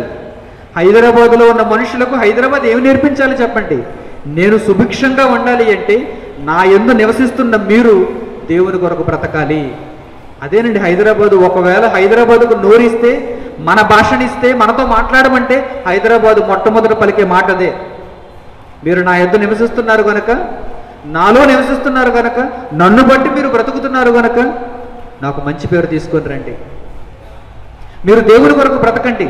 మిమ్మల్ని బట్టి నేను ఆశీర్వచనాన్ని పొందాలి, దీవెనను పొందాలి. అంతేగాని శపింపబడకూడదు, వరదలతో కొట్టుకుని పోకూడదు, వ్యాధులతో ముంచెత్తబడకూడదు, ఉగ్రదాడులతో నేను హడలెత్తిపోకూడదు, భయంకరమైనటువంటి రక్తపాతంతో నేను మునిగిపోకూడదు. నేను చక్కగా ఉండాలంటే నా యందు నివసిస్తున్న ప్రజలందరూ దేవుని మార్గంలో ఉండాలి అని హైదరాబాద్ చెబుతుంది. తనకు మీ పేరు పెట్టమని చెబుతుందా? మీ కుమారుల పేర్లు పెట్టమని చెబుతుందా? చెప్పనే చెప్పదండి. వీధికి మీ పేరు, ఇంటికి మీ పేరు, వాడకు మీ పేరు, ఊరికి మీ పేరు, గ్రామానికి మీ పేరు, పట్టణానికి మీ పేరు, రాష్ట్రానికి మీ పేరు, దేశానికి మీ పేరు. చూసారా, మూర్ఖులను గురించి దేవుడు మాట్లాడుతూ ఏమంటున్నాడు చూడండి. వారు తమ ఆస్తిని ఇతరులకు విడిచిపెట్టదురు. నీ ఊరు ఇక్కడే విడిచిపెట్టి వెళ్ళిపోతావు. నువ్వు నీతో పాటు నీవు పేరు పెట్టుకున్న ఊరును నీ చంకన వేసుకుని తీసుకుని వెళ్ళవు ఎక్కడికి. ఈ మట్టిలో కలిసిపోయి నీవు పోతావు. ఏమంటున్నాడు చూడండి. వారు తమ ఆస్తిని ఇతరులకు విడిచిపెట్టుతారు. ఇతరులకు కదా ఇచ్చేసి వెళ్ళిపోతావు. ఈ హైదరాబాద్ పట్టణాన్ని నీతో ఉంచుకుంటావా? ఉంచుకోవే. తమ ఇండ్లు నిరంతరం నిలిచినని వారు అనుకుంటారు, తమ నివాసములు తరతరములకు ఉండనని వారు అనుకుంటారు, తమ భూములకు వారి పేర్లు పెట్టుదురు. ఘనత వహించిన వాడైనను వాడు రాజు కావచ్చు. నిజాం రాజు పరిపాలించాడు ఈ ప్రాంతాలన్నిటినీ. చాలా ప్రాంతాలకు నిజాం పేట పేరుంటుంది, హైదర్ గోడ పేరుంది. చూసారా, చాలా ప్రాంతాలకి వారి కుమారులకు ఏ పేర్లు అయితే పెట్టుకున్నారో ఆ పేర్లన్నీ ఆ ప్రాంతాలకు పెట్టేశారు. ఆ ప్రాంతాలను ఏమైనా మీతో పాటు తీసుకుని వెళ్ళిపోయారా? ఆ ప్రాంతం మీకు నేర్పించవలసిన పాఠం ఏంటి? పేరు పెట్టమని ఆ ప్రాంతం నేర్పించలేదు. ఆ ప్రాంతంలో నివసిస్తున్నందుకు మీరందరూ దేవుని కొరకు బ్రతకమని ఆ ప్రాంతం నేర్పించింది, ఆ దేశం నేర్పించింది, ఆ పట్టణం నేర్పించింది. ప్రియులారా, జాగ్రత్తగా ఆలోచించండి. అందుకే ఏమంటున్నాడు తెలుసా? ఘనత వహించిన వాడైనను మనుషుడు నిలువజాలడు, వాడు నశించి మృగములను పోలినవాడు. స్వాతిశయ పూర్ణులను వారి నోటి మాటలను బట్టి వారు అనుసరించి వారికి ఇదే గతి. వారు పాతాళములో మందగా కూర్చబడుదురు, మరణము వారికి కాపరియుండును అని వారిని గురించి మాట్లాడుతున్నాడు. ప్రియులారా, పట్టణాలను గురించి మనం బైబిల్ని పరిశోధిస్తే దేవుడు ఈ విధంగా మాట్లాడుతున్నాడు. నేలను గురించి దేవుడిని మనం అడిగితే ఈ విధంగా దేవుడు మన కొరకు రాయించాడు. వీటన్నిటిని అర్థం చేసుకున్నటువంటి మీరు విశ్వాసఘాతకులుగా మాత్రం ఉండకూడదు, దేవునికి విరోధులుగా మాత్రం మీరు మారిపోకూడదు. మిమ్మల్ని బట్టి మీ దేశం ఆశీర్వదింపబడాలి, దీవింపబడాలి, మీ ప్రాంతం దీవింపబడాలి. అలా ఉండాలి అంటే మీ ప్రవర్తన చాలా చక్కగా ఉండాలి, మీ ప్రవర్తన చాలా గొప్పగా మారిపోవాలి. మీ చుట్టూ ఉన్న వారిని చూసి మీరు మోసపోకండి. వారు అలా ఉన్నారు కదా, వీరు ఎలా ఉన్నారు కదా, వారు అంత ధనంతో తొలతూగుతున్నారు కదా, వారి స్టైల్ ఎలా ఉంది కదా, వారి మాటలు ఎలా ఉన్నాయి కదా, వారి జీవితం ఎలా ఉంది కదా అని మీరు వారిని చూసి ఆకర్షితులు అవ్వకండి. ఎందుకంటే వారిని చూచి ఈ నేల చాలా దుఃఖిస్తుంది, అది మీకు తెలియదు. వారి రంగంతా పైపైనే, వారిని మీరు చూస్తున్నారు కదా, ఆ చూపంతా పైపైనే. వారిని గూర్చి భూమిని ఒక్కసారి మాట్లాడమంటే గగ్గోలు పెట్టేస్తుంది ఈ భూమి, ఏడ్చేస్తుంది ఈ భూమి, దుఃఖిస్తుంది ఈ భూమి. వారిని చూచి మీరు పొరపాటు పడకండి, వారిని చూచి మీరు అలాగే ఉండాలనుకోకండి, ఆకర్షితులు కాకండి. దేవుని వాక్యానికి మాత్రమే మీరు ఆకర్షితులు అవ్వండి. మీ చుట్టూ మీలాంటి వారు బ్రతకకపోయినా, మీలాంటి నీతిమంతులు లేకపోయినా మీరైనా నీతిమంతులుగా ఉండాలి. ఎందుకంటే కనీసం మిమ్మల్నైనా దేవుడు కాపాడుతాడు. ఆ పట్టణంతో పాటు మిమ్మల్ని నశింప చేయకుండా ఆ పట్టణంలో మిమ్మల్నైనా కాపాడటానికి దేవుడు ఎల్లప్పుడూ ఆలోచన చేస్తాడు. సాధ్యమైతే మీ చుట్టూ ఉన్న పట్టణానికి ఈ మాటలు తెలియచేయడానికి ప్రయత్నం చేయండి. మధ్యాహ్నం తరగతిలో మరిన్ని సంగతులు, ఇంకా చాలా సంగతులు ఉన్నాయి. వాటన్నిటిని లోతులకు వెళ్ళి మనం పరిశోధించి అనేకమైనటువంటి అద్భుతమైనటువంటి విషయాలు నేర్చుకుందాం. ప్రార్థన చేసుకుందాం. తలలు వంచి ప్రార్థనలు ఏకీభవించండి. మమ్మల్ని మికిలిగా ప్రేమించిన మా కన్న తండ్రి, నోరు లేని పట్టణం ఎలాంటి పాఠాలను నేర్పిస్తుందో ప్రారంభం నుంచి మీరు వివరించి మంచి సంగతులు మా చెవిని వేశారు. తండ్రి, ప్రపంచమంతా ఈ మాటలు వినకపోయినా మీ గ్రంథంలో నుండి ఈ నేల నేర్పిస్తున్నటువంటి ప్రతి మాటను మాకు వినిపించినందుకు మీకు వందనములు చెల్లిస్తున్నాం. ఈ మాటలను విని మా జీవితాంతం వీటిని జ్ఞాపకం ఉంచుకొని వాటి ప్రకారం ప్రవర్తించడానికి మాకు సహాయం చేయండి. ఏ నేల మీద అయితే మేము కాలు మోపామో, ఏ నేల మీద అయితే మేము నివసిస్తున్నామో ఆ నేల మమ్మల్ని బట్టి దుఃఖించకుండా, మమ్మల్ని బట్టి తండ్రి రోధించకుండా, మా జీవితాన్ని బట్టి మా ప్రవర్తనను బట్టి ఆ నేల సంతోషించగలగటానికి, మీ వలన ఆశీర్వచనం పొందటానికి తండ్రి మా జీవితాన్ని మేము మార్చుకునగలుగు నిమిత్తం మీ సహాయం మాకు అనుగ్రహించండి. ఈ పాఠాన్ని విన్నటువంటి ప్రతి ఒక్కరూ కేవలం వినువారు మాత్రమే ఉండి వారిని వారు మోసగించుకోకుండా ఈ వాక్య ప్రకారం ప్రవర్తించుటకు వారికి సహాయం చేయండి. మధ్యాహ్నపు తరగతులు మరిన్ని సంగతులు మాకు నేర్పించమని మిమ్మల్ని కోరుకుంటూ, మా కొరకు మీరు నిక్షిప్తపరిచినటువంటి ప్రతి సంగతిని మాకు దయచేయమని అడుగుతూ, మంచి వాతావరణం మాకు అనుగ్రహించినందుకు మరొకసారి మీకు వందనములు చెల్లిస్తూ, యేసుక్రీస్తు వారి ద్వారా ఈ ప్రార్థన విన్నపములు మీకు సమర్పిస్తున్నాం తండ్రి. ఆమేన్. అందరికీ వందనాలు.